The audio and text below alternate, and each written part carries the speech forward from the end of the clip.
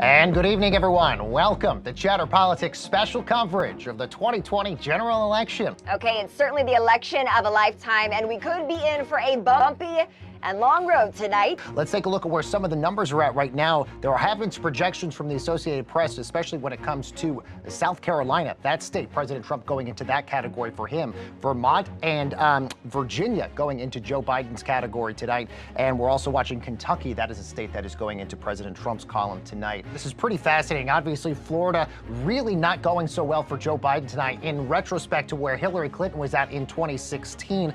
We do want to break in with some breaking news here. AP has officially called that the state of Illinois has gone for Biden. He's picking up more electoral votes. Of course, winning the state of Illinois, a longtime Democratic state, but still, of course, a win that Joe Biden needs if he is going to get to 270 this evening. We're going to continue to follow these results as they come in. Our projections showing Joe Biden with 85 electoral college votes, President Trump with 55 electoral college votes. Of course, we're also keeping an eye on the Sunshine State of Florida as polling results continue to roll in there.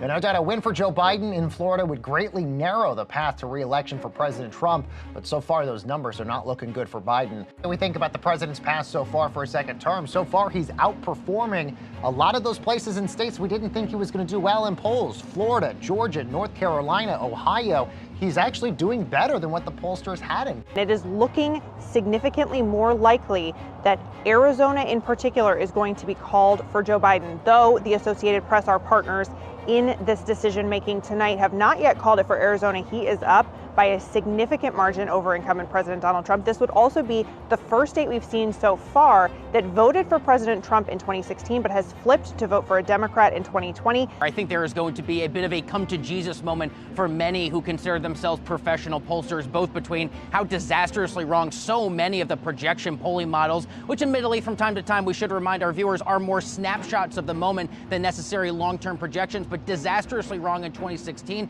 And while I don't think the evidence is in just yet tonight, Kristen, to suggest they are just as wrong tonight as they were 4 years ago, this is certainly not the outcome that a lot of them had been expecting. There were some murmurs, you might even call them hopes in Democratic circles heading into today, that this could have been a blue wave. An early night, we'd all be in bed, at least we'd be headed to bed around now. It is approaching the midnight hour on the East Coast, as you mentioned. That is clearly not the case. We kind of knew this would happen. It was going to be one of two things, right? It was going to be a massive blowout for Joe Biden, or it was going to be a very narrow victory for either Joe Biden or Donald Trump. We are seeing that much more narrow victory. The challenge for the American people is the polls told them something a little bit different. Polls are now closed in 49 of 50 U.S. states. Alaska's the only one yet to close. Voting totals rolling in. Good evening. Your patience is commendable. We knew this was going to go long, but who knew we're going to go into maybe tomorrow morning, maybe even longer. Keep the faith, guys. We're going to win this. Thank you, thank you, thank you. I also do want to call out another tweet from the president that was just fired off within the last few moments. He does say, this is @RealDonaldTrump.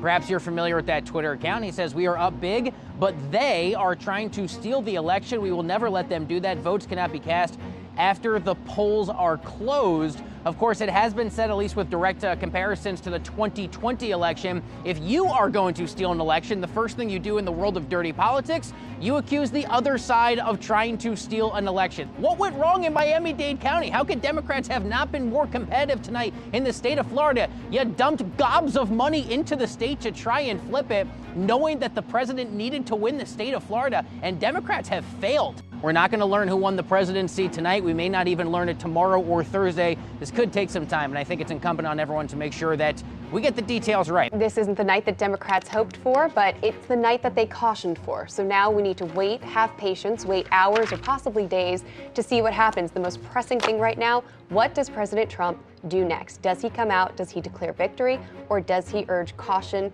to wait for the full results as well? I want to thank the American people for their tremendous support. Millions and millions of people voted for us tonight. And a very sad group of people is trying to disenfranchise that group of people. And we won't stand for it. This is a major fraud in our nation. We want the law to be used in a proper manner. So we'll be going to the U.S. Supreme Court.